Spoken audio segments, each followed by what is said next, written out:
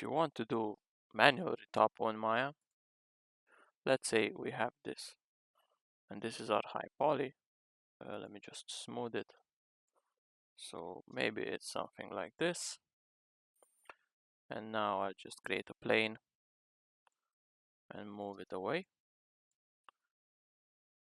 And for this to stick to the object, we either need to use shrink wrap.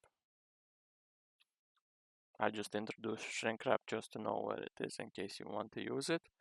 We don't normally retopo like this in Maya. So up here you go to shrink wrap and it snaps onto the object, and now I can just go in and modify things like this.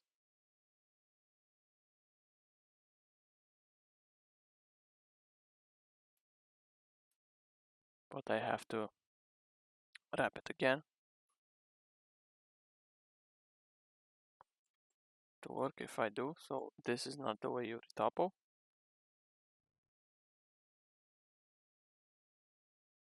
Let me just go back and delete history here. So now I have this object.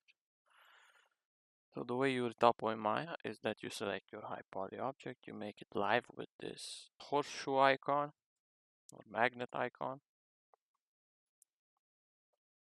And now I select any mesh and just go into this toolkit and say quad draw.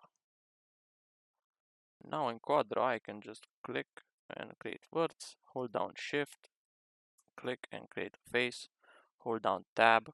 By the way, here are the shortcuts. Hold down tab over an edge and drag. Hold down tab over an edge and middle click drag to create, drag out the loop like this. And you just drag and move verts simply with the mouse. And it snaps to corresponding words, and it even creates bridges between the faces if you hold down shift. This is the way you would retopo anything. If you hold down control shift and click on an edge, it will delete it. So just like this, you get rid of everything you don't want.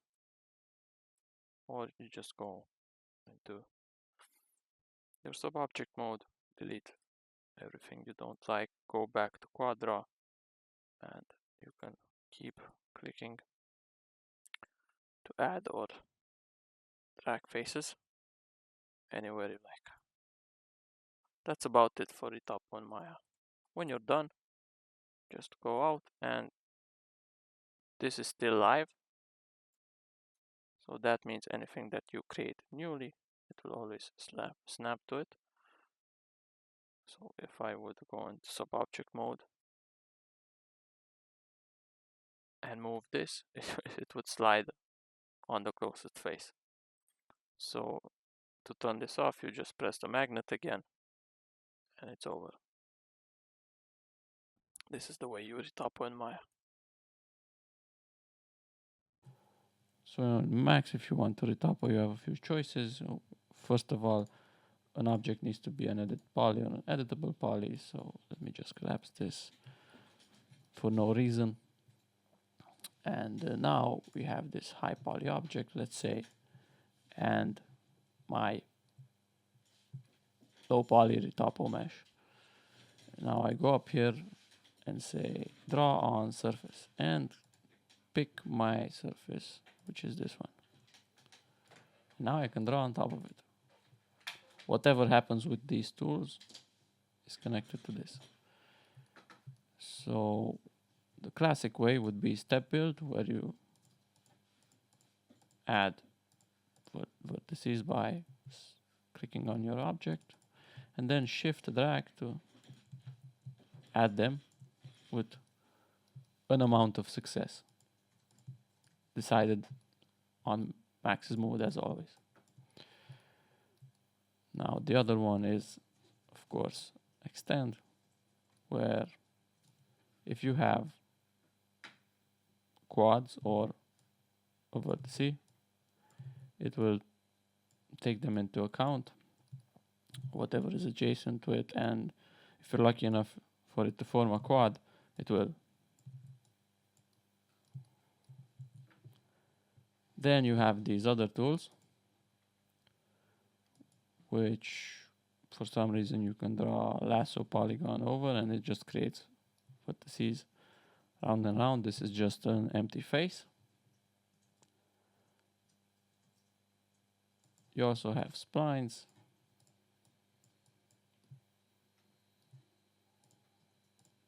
You also have topology, where if you draw on top of your object like this, it will form quads.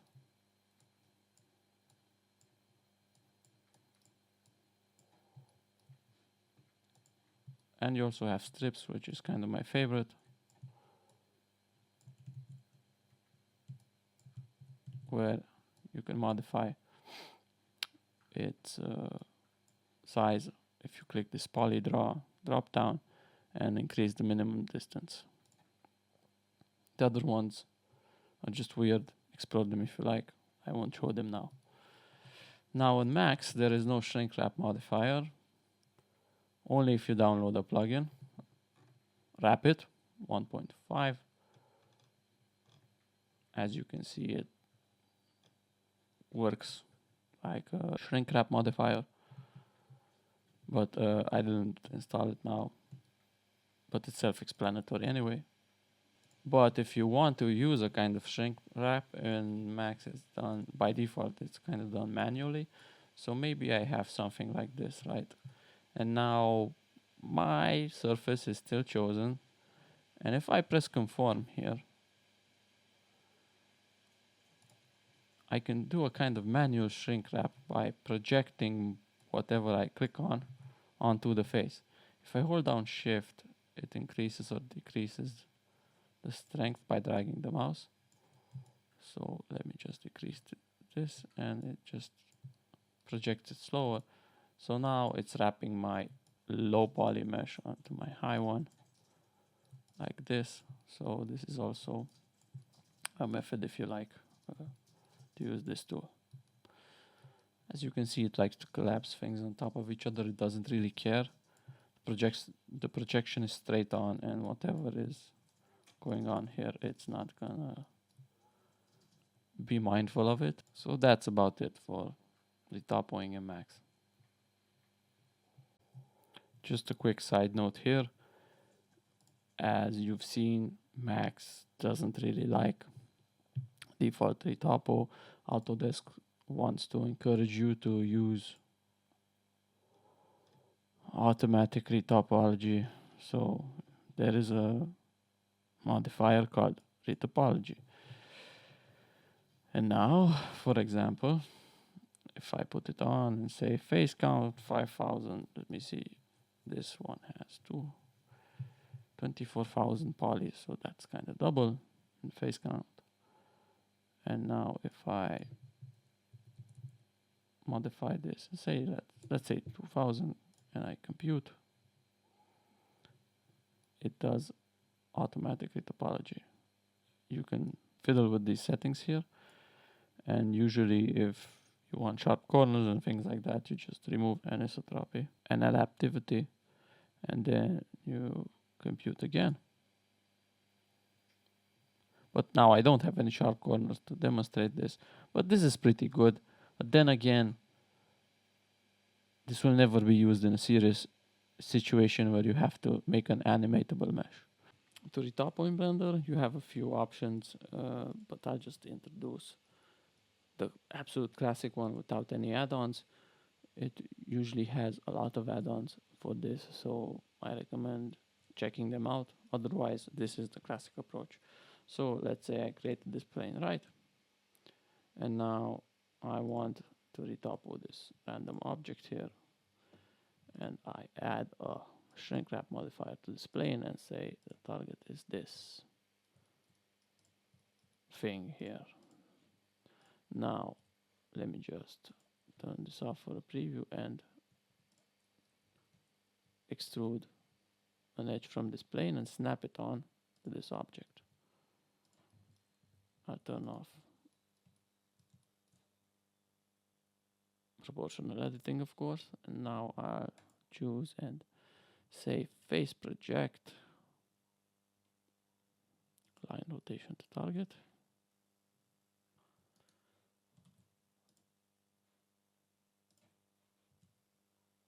And now every time I extrude, it's always aligned and it wraps to the object. And if I turn this on for preview on cage, I can see it like this. The preview is not that good. Sometimes I apply a material that I can see. So down here in the viewport display, I'll make this blue. And I'll actually set these to random colors. But as you can see, the result is not the best. So just extrude and snap until you're satisfied, like this. And sometimes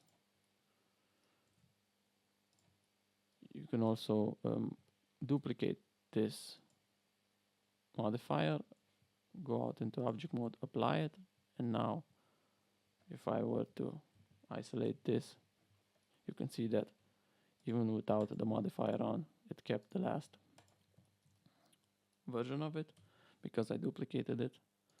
And now I can just continue to manually retopo this object like this. So even if I would raise this edge like this, it projects it back because of the shrink wrap. But of course, it's better to snap to the object instead, just to make sure that everything is okay. Like this. Go into object mode, duplicate, apply, back to edit mode, and carry on. That's the classic approach to manual retopoing in Blender. Blender does not have an auto retopo feature included in the software. Usually you have to buy a plugin or add-on or anything like that. Currently at this point for Blender 3.6, I mean. But many people, because Blender is free, use this other free software which is called Instant Meshes, which is very good. So you just download it here and add as a zip and install it. It's a really great app which does the job, and it pairs really well with Blender if you really want auto retopo. Otherwise, you could just buy an add-on and include it. But that goes without saying.